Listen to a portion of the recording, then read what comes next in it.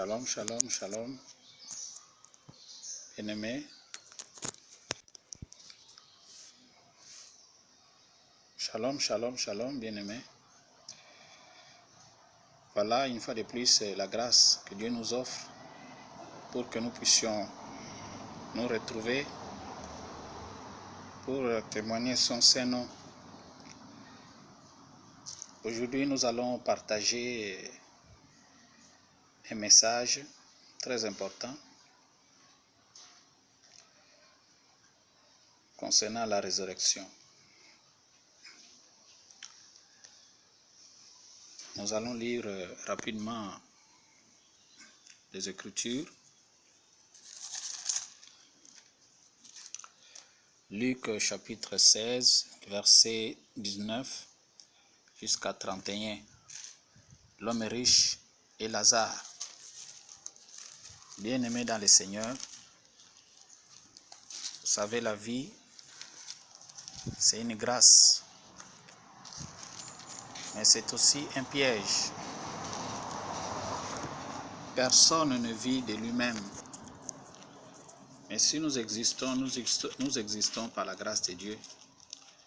Parce qu'au moment où je vous parle, il y a des frères ainsi que des sœurs qui sont décédés, qui nous précèdent dans l'au-delà. Cela ne dépend pas d'eux, mais ça dépend de celui qui a voulu qu'ils puissent venir dans le monde.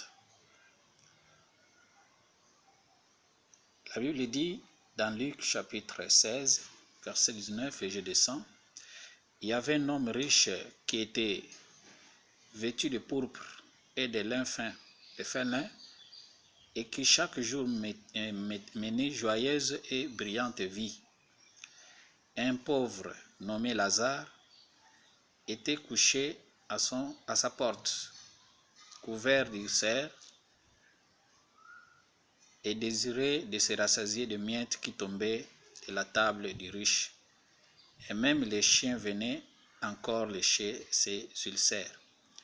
Le pauvre mourut, et il fut porté par les anges dans les seins d'Abraham. Le riche mourut aussi, et il fut enseveli. Oui, voilà ces deux personnes qui vivaient sur la terre, comme toi et moi. Chacun menait sa vie. Chacun suivait son couloir. Chacun avait ses affaires. Mais il y avait une différence entre les deux. L'un, malgré son état, malgré sa condition de pauvre, il avait la foi au Créateur. Mais les riches étaient aveuglés, comme dit la Bible, que le présent aveugle. Ils ne pensaient pas qu'un jour, la situation pouvait changer. Comme dit la Bible, avant que les jours ne deviennent mauvais, avant que tu ne dises que je ne prends point plaisir, prépare-toi à la rencontre de ton Dieu. L'homme riche ne se préparait pas pour rencontrer son Seigneur. Il passait son temps à planifier ses projets, à jouir son cœur. La Bible dit, un pauvre était couché à sa porte, couvert d'ulcères. Donc la vie n'était pas facile pour Lazare. C'était la misère.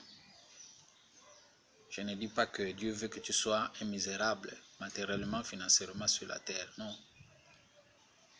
Mais si le Seigneur a donné cette illustration, c'est juste pour nous faire comprendre que tant de voyageurs sur cette terre,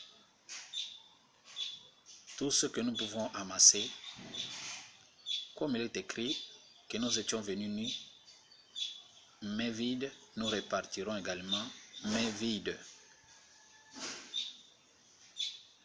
Voilà cet homme, Lazare. Il mourut et fut porté par les anges dans les seins d'Abraham. On ne parle pas du purgatoire, on parle du sein d'Abraham, pour ceux qui ont la foi en Jésus-Christ. Le riche mourut aussi et il fut enseveli dans les séjours des morts. Voilà là où vont ceux qui n'ont pas Jésus, ceux qui n'ont pas donné leur cœur au Seigneur. Ils vont dans les séjours des morts. En attendant la seconde résurrection qui les amèneront tout droit au jugement dernier. Parce que la première résurrection ne concerne que les sauvés, les rachetés. Ceux qui meurent en Christ, comme dit la Bible, ils se reposent de leurs œuvres, de leurs actes, car leurs œuvres vont le suivre. Dans le séjour des morts, il leva les yeux, et tandis qu'il était en proie au tourment, il vit de loin Abraham et Lazare dans son sein. Tous les sauvés iront au même endroit, c'est-à-dire le sein d'Abraham, les séjours de repos. Et tous les perdus, ceux qui meurent dans les péchés, ceux qui se suicident, ceux qui meurent sans pourtant donner leur vie à Jésus, ils iront au séjour des morts pour attendre le jugement dernier. Lors de la première résurrection, qui ne concerne que les rachetés, les morts en Christ, qui reviendront à la vie, se joindront à ceux qui seront vivants physiquement, étant chrétiens. À cette époque-là, la Bible dit, au son de la trompette, ils connaîtront la transformation. Le corps corruptible connaîtra l'incorruptibilité. Lazare s'écria, Père Abraham, aie pitié de moi, envoie Lazare pour qu'il trempe le bout de son doigt dans l'eau et me rafraîchisse la langue, car je souffre cruellement dans cette flamme. Je souffre cruellement. Le salut personnel, la perdition aussi, elle est personnelle. Nous parlons de la résurrection. Tous nous allons mourir. Chrétiens ou païens. Tous nous passerons par la mort avant que le Seigneur ne revienne. C'est seulement ceux qui auront la grâce que le jour du retour du Seigneur, qu'ils soient encore vivants physiquement sur la terre, ayant la foi en Christ, ayant été baptisés du Saint-Esprit, ceux-là connaîtront l'enlèvement, la transformation en un clin d'œil, comme dit la Bible. Mais tous ceux qui mourront en Christ, ils connaîtront la première résurrection. De par les saints d'Abraham, ils se retrouveront ensemble avec ceux qui seront vivants, mais étant chrétiens, se retrouveront ensemble dans les airs. Nous nous retrouverons ensemble à la rencontre du Seigneur. C'est ce que disent les Écritures. Le riche dit, je souffre cruellement dans cette flamme. Il n'a pas dit nous souffrons, il était seul. Ne crois pas que ceux qui te trompent à poser des actes contre nature, à faire des choses qui ne glorifient pas le Seigneur, ne crois pas que ces personnes-là seront avec toi dans le séjour des morts. La Bible dit le peuple meurt par manque de connaissances. Il n'y aura pas les pasteurs là-bas, il n'y aura pas les prophètes, il n'y aura pas l'archibishop ou les big bishops, les big prophètes, il n'y aura pas tout ça. Ni ton mari, ton épouse, ni tes enfants, ta femme, ni tes parents, tu seras seul. Il dit, je souffre cruellement dans cette flamme.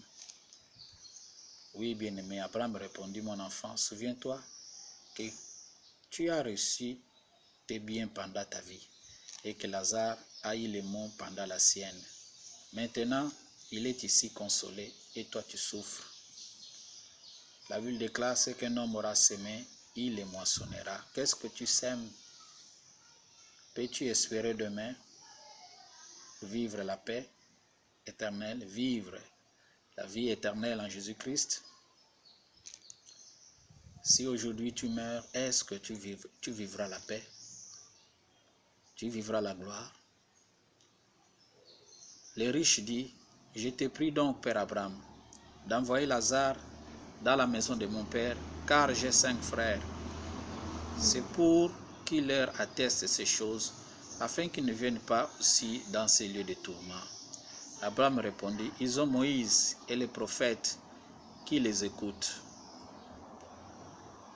Ils ont Moïse et les prophètes. Toi, tu as des servantes et des serviteurs de Christ qui annoncent l'évangile, mais tu sais ce que tu fais de cette parole que tu entends. Combien de fois tu as été interpellé par le Seigneur? La Bible dit, si vous entendez la voix de Christ, n'endurcissez pas vos cœurs. Mais toi, tu endurcis ton cœur. Sache qu'il y aura la résurrection. Les uns ressusciteront pour la vie éternelle, les autres pour la perdition éternelle. Bien-aimé, le diable te trompe. Toi qui continues à vivre dans le péché, sache qu'il y a un lieu de tourment qui est prévu pour ceux qui mourront dans le péché. Le salaire du péché, c'est la mort, mais le don gratuit de Dieu, c'est la vie éternelle. L'homme riche a demandé qu'on puisse envoyer Lazare pour aller prévenir ses frères. Ils étaient 5. Mais on lui a rétorqué, on lui a répondu qu'ils ont les prophètes là-bas. Ils ont la parole de Dieu là-bas. S'ils n'écoutent pas ce qu'il leur prêche là-bas, ils te suivront. Oui, il était seul dans les tourments. Sa richesse n'était pas avec lui. Sa femme, ses enfants n'étaient pas avec lui. Ses amis étaient loin de lui. Personne ne souffre comme lui. La vie est faite de choix, mais le bon, c'est Jésus-Christ. Toi qui ne pardonnes pas, toi qui cherches à te venger, toi qui souffres du fin fond de ton cœur, sache qu'il y aura la résurrection. Prépare-toi à la rencontre de ton Dieu. Demain ne nous appartient pas. La religion ne sauve personne. Voilà, là où les œuvres du riche l'avaient amené, un lieu de tourment. Où iras-tu? Parce que le lieu de ton départ est fonction de tes œuvres, est fonction de ta foi. Tu as mis ta foi en quoi? Ou en qui? En l'homme poussière, à une créature ou au Créateur du ciel et de la terre, la parole faite chair, Jésus de Nazareth, le Dieu qui a vaincu la mort, celui qui revient bientôt. Bien-aimé, cette parole nous interpelle. Jésus-Christ, c'est lui notre résurrection. Le monde a connu des prophètes, des grands hommes, mais ils sont décédés. Ils sont dans la poussière. La plupart sont dans le séjour des morts. Ils attendent non pas la première résurrection qui concerne les sauvés, les rachetés, les vainqueurs, ceux qui ont donné leur vie à Christ, mais ils attendent la seconde résurrection pour le jugement dernier. Tous ceux qui passeront à la seconde résurrection, ils ne seront pas sauvés. Mais ceux qui seront sauvés iront dans les airs avec Jésus-Christ, parce que c'est lui l'époux. Matthieu 25, 1 à 13. La Bible dit, la voix s'était fit entendre. Voici l'époux, allez à sa rencontre. Oui, Jésus revient bientôt. C'est lui notre résurrection. C'est lui la vie éternelle. Je peux te parler de beaucoup de choses qui peuvent plaire à ton âme, à ton cœur. Mais sache une chose, cherche premièrement le royaume des cieux et sa justice, et le reste te sera donné par-dessus. Le riche dit, je te prie donc, Père Abraham, envoie Lazare dans la maison de mon père, car j'ai 5 frères. Oh, crois au Seigneur Jésus, tu seras sauvé, toi et ta famille. Il devait le faire avant la mort. Tout ce qu'on fait après la mort, ça ne sert à rien. C'est maintenant que tu dois chercher le Seigneur. C'est maintenant que tu dois témoigner Jésus auprès de tes frères et sœurs. C'est maintenant que tu dois soutenir l'œuvre de Dieu. Que tu dois disposer ton cœur à craindre le Seigneur. Abandonner les placements sexuels. C'est maintenant que tu dois abandonner la fornication, la magie, la franc-maçonnerie, toutes les pratiques démoniaques. C'est maintenant. N'attends pas la messe des morts. C'est diabolique. N'attends pas ta mort. Cherche Jésus de ton vivant. Toi qui as été touché par cette parole, je vais prier pour toi. Seigneur Jésus, merci pour cette parole. C'est toi la résurrection. C'est toi la vie éternelle. Dans Jean 14, le verset 1er jusqu'en bas, il est dit que nos cœurs ne se troublent point, nous qui avons crié en toi. Parce que tu es parti. Tu es monté pour aller préparer la place. Seigneur, tu reviendras. Nous ne savons ni jour ni l'heure, mais tu reviendras. Le temps que tes prophéties, Seigneur, tes paroles s'accomplissent. C'est toi le chemin, la vérité, la vie.